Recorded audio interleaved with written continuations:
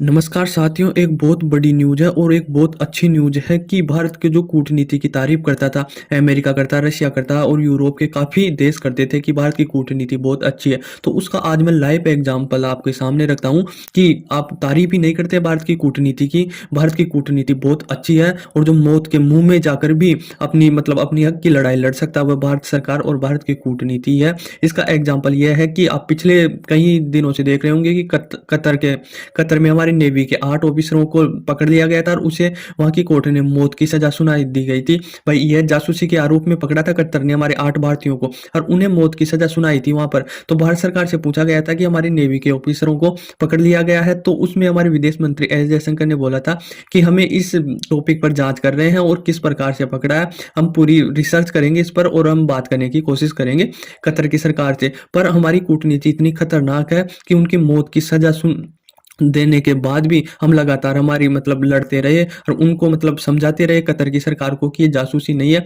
आखिरकार कतर की सरकार बातचीत टेबल पर हुई और बातचीत होने के बाद में फिर इन 8 भारतीयों की मौत की सज़ा अब कैद कैद में बदल गई, अब जेल की सज़ा है, कैद नहीं है। और अब इसके बाद में अब ये 8 भारतीयों में से 7 भारतीय अपने घर भारत लौट रहे हैं। इतनी खतरनाक विदेश नीति है, कूटनीति है हमारी कि कतर की सरकार ने मौत की सज़ा सुना दी थी, फांसी की सज़ा दे दी थी। उसके बाद में हमने लगातार कोशिश करते रहे, कोशिश करने के बाद में अब हमारे 8 भारतीय वापस लौट रहे हैं। तो ये हमारी कूटनीति की एक बहुत बड़ी जीत है और एक बहुत अच्छा एग्जाम्पल होगा दुनिया के सामने कि यूँ ही नहीं भारत की कूटनीति अच्छी होती है। ये एक एग्जाम्पल भी है। अब देखो ये पूरा इनको मुक्त कर दिया है सर कतर की सरकार ने, इन पर आरोप भी हटा दिए हैं, इन्वेस्टिगेशन चलेगी, पर जो वो है ना, इनको वापस लौटने के लिए बोल दिया गया कि आप भारत जा सकते हो, इनको मुक्त कर दिया गया। इनके ऊपर केस क्या था कि जो भारत की नेवी थी उससे ये रिटायर हुए थे, 8 भारतीय हैं। अब भारत सरकार की नेवी की जो सेवाएं हैं वह बहुत कम होती है, बहुत कम साल के लिए होती है। तो ये भारत की सेवा करके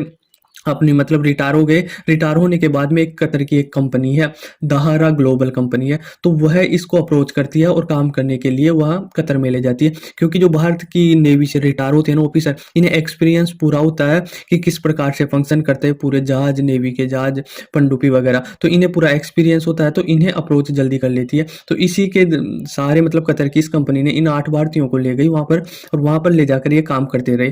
तो उसी कंपनी में इन पर आरोप लगे कि यह जो कतर की पनडुब्बियां उनकी लगातार जासूसी कर रहे हैं और उनके इंटरनल मामलों में इंटरफेयर कर रहे हैं। तो उसके आरोप में कतर की कंपनी ने इन्हें पकड़ लिया था और पकड़ के भाई पनडुब्बी की जासूसी कर रहे, तो उनके लॉ के हिसाब से इन्हें फांसी की सजा दे दी गई थी, मौत की सजा सुना दी गई थी पर अब इन्हें कारावास की सजा में बदल दिया गया है कि जो ये पनडुब्बी लगातार भारत सरकार ने बातचीत करते रहे।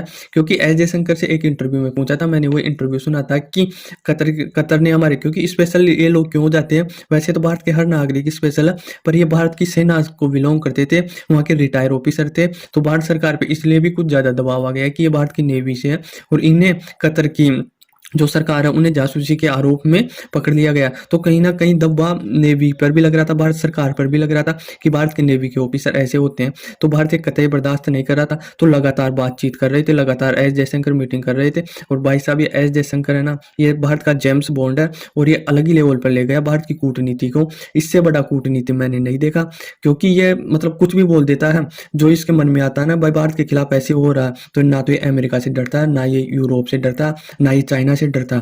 और ये लगातार बात कर रहा था कतर की सरकार से कि ये जासूस नहीं है, जासूस नहीं है। आखिरकार इसकी जीत हो गई, भारत की जीत हो गई और ये भारतीय वापस लौटने में काफी सहायता हुई। प्रधानमंत्री ने भी लगातार बात की और इनके परिवारों के साथ केंद्र सरकार लगातार इनको मिलती रही, बातचीत करती रही और उनको हौसला देती रही कि हम जल्दी से जल्दी इन्हें भारत वापस लाएंगे। और जो पीएम प्रधानमंत्री है उन्होंने भी इनसे संपर्क किया और कतर के जो वो है प्रधानमंत्री या जो भी है वहाँ के, उसकी कतर की सरकार से लगातार बातचीत करता रहा कि हाँ हम इनको छुड़वा कर लाएंगे।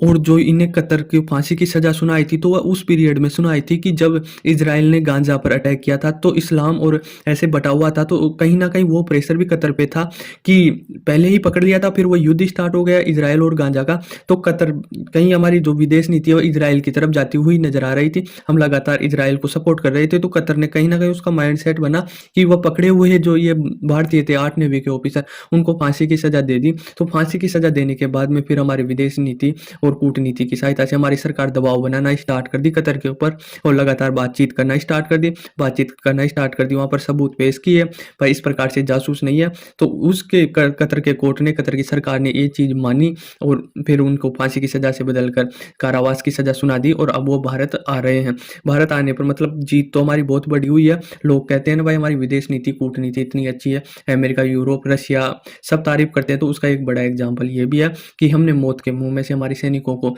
छुड़ा कर ले आए। ये एक भारत और नेवी के लिए एग्जाम्पल है कि भारत अपने नागरिकों को, अपने सेना को कभी अकेला नहीं छोड़ता। ये इस इतना बड़ा एग्जाम्पल सामने रखा है, तो यह मतलब एक मतलब विदेश न्यूज़ भी बनेगी, इंटरनेशनल न्यूज़ भी बनेगी और एक लाइव एग्जाम्पल सेट होगा कि भारत अपने नागरिकों को कतई वो मतलब जो भी उसके साथ अत्याचार करता है, गलत करता है, तो उसे कभी बर्दाश्त नहीं करता। एक बड़ा एग्जाम्पल है। ये ऐसे ही आप रशिया और भारत का देख लो कि अमेरिका ने मना कर दिया था, भाई आप तेल नहीं खरीद सकते, पर हमने नहीं माने क्योंकि हमारा प्रॉफिट था उसमें, हमारा फ़ायदा था, तो हम लगातार रशिया से तेल खरीदते रहे।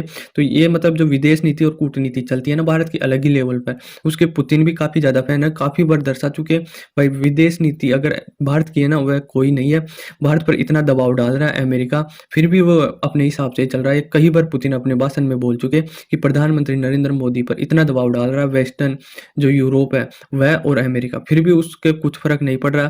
तो एक अच्छी वो है कूटनीति की बात कि अमेरिका इतना दबाव डालने के बाद भी भारत झुका नहीं है अमेरिका के सामने। ये पुतिन के जो बयान है, जो इंटरव्यू देते हैं, मैं नहीं बोल रहा कि भारत की कूटनीति के लिए मैं ही तारीफ़ कर रहा हूँ, मैं नागरिक हूँ। नहीं, रशिया करता है और यूरोप करता है काफ़ी, अमेरिका भी करता है और ये आज लाइव एग्ज़ाम्पल है कि हम हमारे सैनिकों को छुड़ा कर ले आए कतर से। हाँ, भारत सरकार ने कतर के इस फैसले का स्वागत किया और बढ़-चढ़ कर सराहना किया और आगे रिलेशन बेहतर करने की भी उम्मीद जगाई है कि कतर और हमारे भारत के बीच में काफ़ी एक्सपोर्ट-इम्पोर्ट होगा, तो हमारे रिश्ते काफ़ी हद तक अच्छे बने रहेंगे। तो आई होप आपको समझ में आया होगा। धन्यवाद।